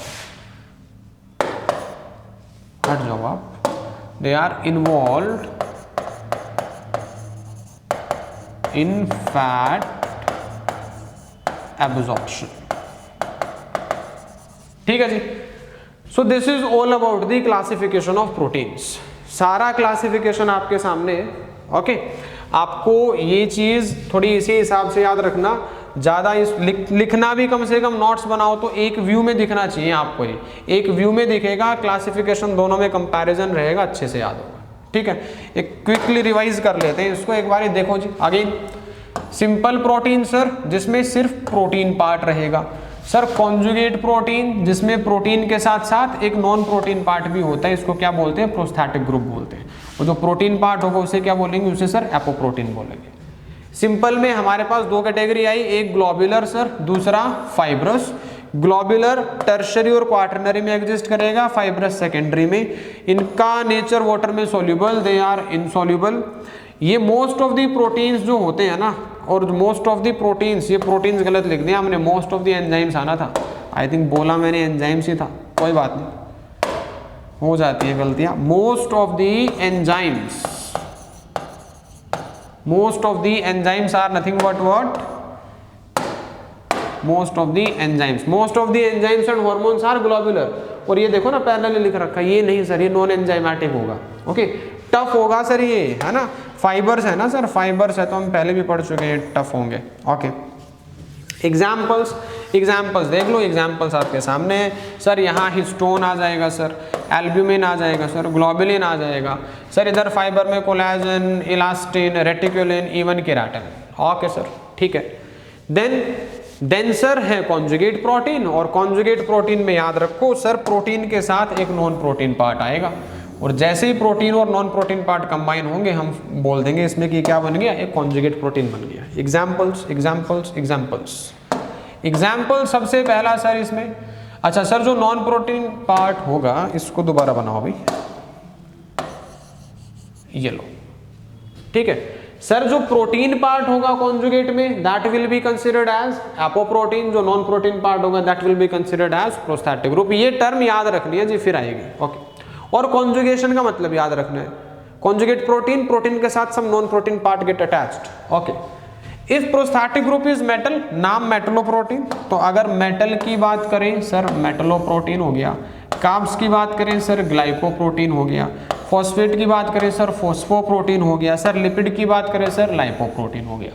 आगे सर इनके एग्जाम्पल्स हैं, एग्जाम्पल्स में हीमोग्लोबिन, हीमोग्लोबिन मेटलोप्रोटीन, Fe2+ होता है, किसी को नहीं है आइडिया लिख लो, दिस हीमोग्लोबिन हैज Fe2+, इसी के साथ ऑक्सीजन बाइंड करता है एक्चुअली, पता है ना, हीमोग्लोबिन ऑक्सीजन को बाइंड करवाता है, कहाँ बाइंड करवाता है, इसके साथ बाइंड करवाता है, आयरन पार्ट के साथ बाइंड करवाता है, ओके। इम्यूनोग्लोबुलिन सर ये एंटीबॉडीज है, ये इन्फेक्शन से फाइट करने में हेल्प करेगा। केसिन बताया मैंने, मिल्क प्रोटीन होगा। काइलोमाइक्रोन के रिगार्डिंग भी थोड़ी सी डिटेल दी आप लोगों को। ये प्रोटीन कोटेड फैट ग्लोब्यूल्स होते हैं और किस में हेल्प करेगा सर, ये इन्वॉल्व होंगे फैट के एब्जॉर्प्शन में। ठीक है, तो आई होप यहाँ तक चीज़ें आप लोगों को थोड़ी बहुत समझ में आई हैं।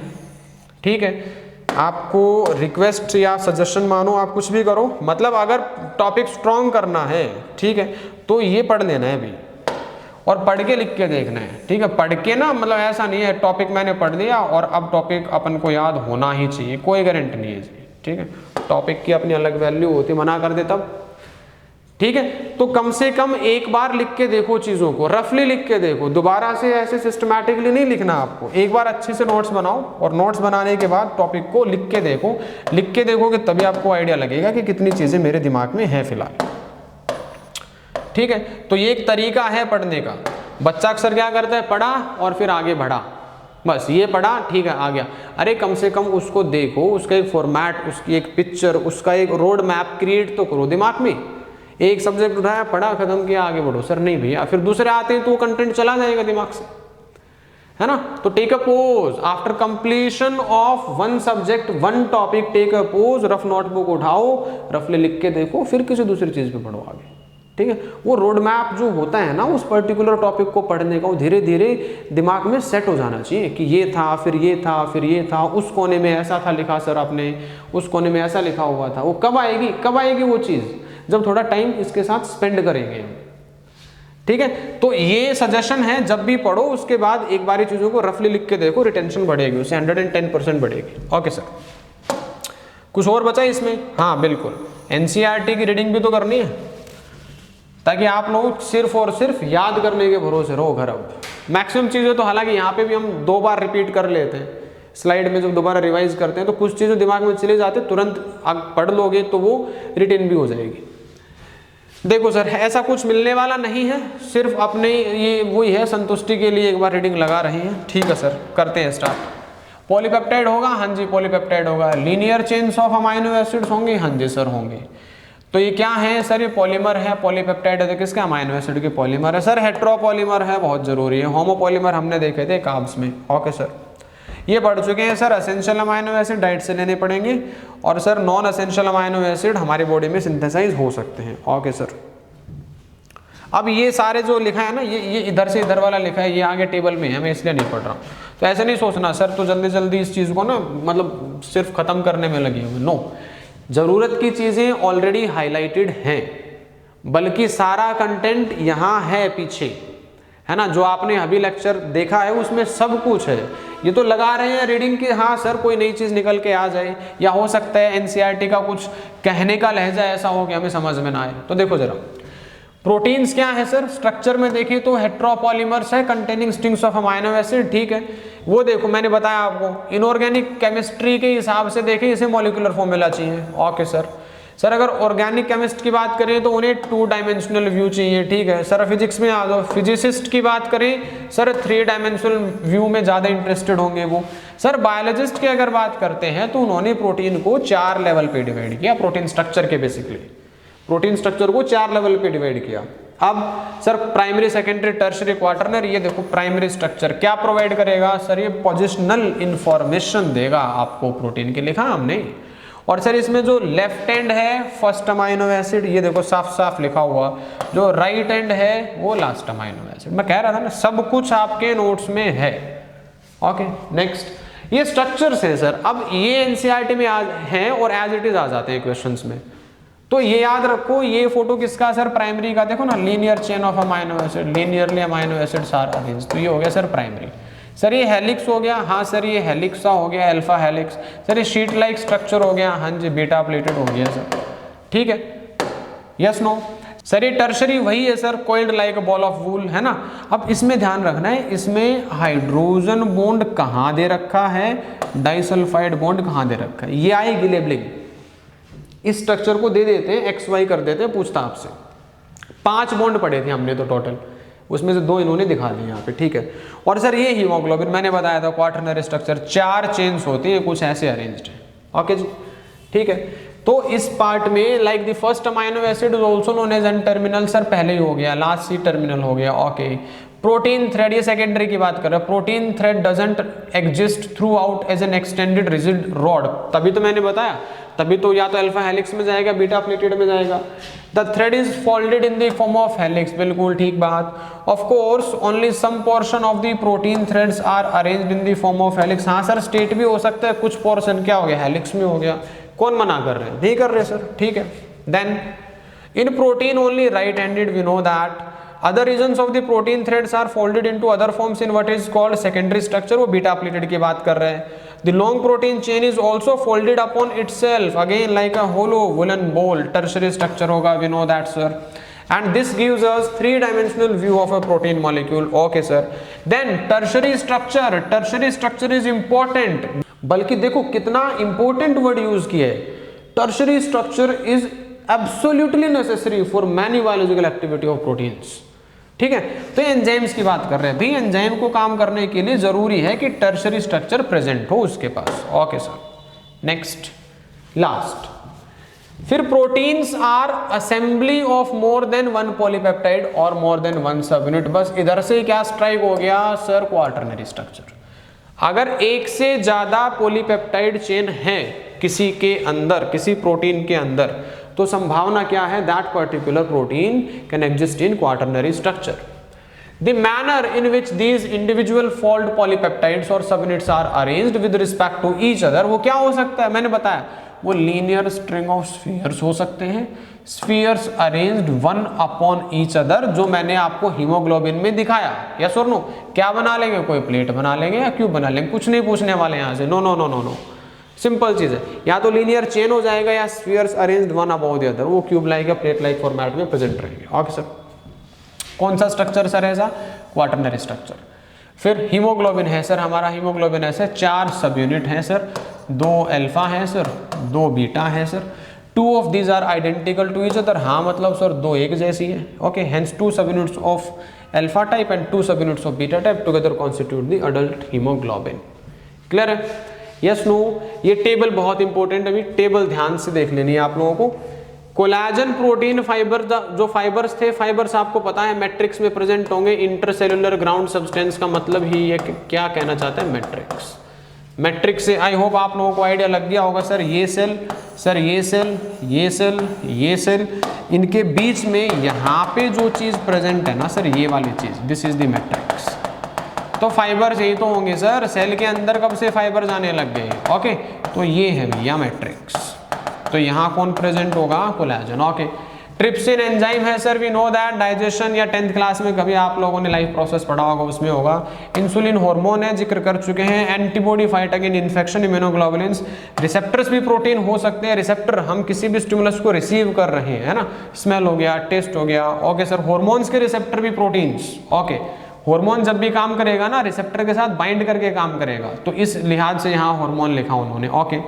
GLUT4 very very important, GLUT4। एक तो GLUT4 का काम, enables glucose transport into cell, कहां से, ब्लड से, into cells from blood. Clarity के लिए लिख दिया मैंने, मतलब कि सर, मतलब मैं ये कहना चाहता हूं आपको, इधर ले आओ इसको। अगर ये ब्लड वेसल है और ये सेल है यहाँ पे कोई, तो इस ब्लड वेसल से ग्लूकोज भेजना है हमें इस ट्रांसपोर्टर के थ्रू। ये ग्लूकोज जो सेल में आएगा, दिस इज दी ग्लूकोज, कौन पहुंचेगा सेल में, ग्लूकोज। उसके लिए यहाँ पे एक ट्रांसपोर्टर लगा हुआ है, क्या बोलते हैं सर उसको GLUT4 बोलते हैं। काम की बात क्या है सर, ये GLUT4 ना, दिस इज इंसुलिन डिपेंडेंट, इधर ही लिख लो, this GLUT4 is insulin dependent. Question है जी, आई थिंक 2021 या 2 का क्वेश्चन है। GLUT1 2 3 4 दिया था, पूछा था which one is the insulin dependent. कुछ बच्चों को आइडिया नहीं था, फिर भी सवाल सही करके आए थे, क्यों, एनसीईआरटी पढ़ी हुई थी, उन्हें इतना पता था एनसीईआरटी में एक ही GLUT का नाम लिया है, वो GLUT4 है, तो क्या हो गया, वही आंसर, और वही आंसर था भी actually, GLUT4 is insulin dependent. GLUT refers to, sir GLUT तो बता दो, वैसे तो नाम यूज कर चुका हूं मैं। GLUT refers to glucose transporter, this is glucose transporter, glucose transporter 4, ये है इसकी फुल फॉर्म, ठीक है। तो ये है जी सारी कहानी रिगार्डिंग प्रोटीन्स। इसके रिगार्डिंग डिजीज आती है, डायबिटीज़ आती है ना, डिटेल्ड टॉपिक है, मैं अभी यहाँ टच नहीं करूँगा क्योंकि बायोमोलिक्यूल्स अपने आप में ऑलरेडी बहुत लेंदी हो जाता है। थोड़ा सा याद रखो कि ग्लूकोज को सेल में भेजने का काम GLUT4 करता है, और GLUT4 को किसकी ज़रूरत पड़ती है सर? इंसुलिन की, ठीक है। तो अगर किसी में इंसुलिन नहीं होगा तो बस इतना हो जाएगा, ये ग्लूकोज सेल में नहीं आएगा, और सेल में नहीं आएगा ब्लड में रह जाएगा, उसी को तो बोलते हैं diabetes, sugar. Getting my point? Insulin की वजह से ही ये ग्लूकोज ब्लड से सेल में आ रहा है, और ब्लड में कम रहता है, ब्लड में अप्रोप्रिएट रहता है, नॉट कम रहता है। अब इंसुलिन नहीं है तो ये भाई साहब काम नहीं करेंगे, और अगर ये भाई साहब काम नहीं करेंगे तो जो खाया पिया था ग्लूकोज सुबह शाम दोपहर खाते हैं हम, वो ग्लूकोज ब्लड में रह जाएगा, ब्लड में रह जाएगा तो ब्लड का शुगर बढ़ जाएगा, उसको डायबिटीज़ बोलते हैं। वही तो बोलते हैं डायबिटीज़ को, शुगर हो गया। डिटेल्ड डिजीज है, आगे देखेंगे बाकी सब चीज़ें इसकी, ठीक है। तो इतना देखो आई थिंक, ओके जी। सो नेक्स्ट है लिपिड हमारे पास, तो इतना पढ़ो अच्छे से, गो थ्रू दी नोट्स बना लो, अच्छे से पढ़ो, लिख के देखो, और कंटिन्यू चीज़ों को रिवाइज करते रहो, तभी रिटेंशन रहेगा, ठीक है। चलो, this is all regarding the proteins from my side. अगले लेक्चर में विल कंटिन्यू लिपिड्स, ओके जी, ठीक है। Till then tata bye bye, have a nice day.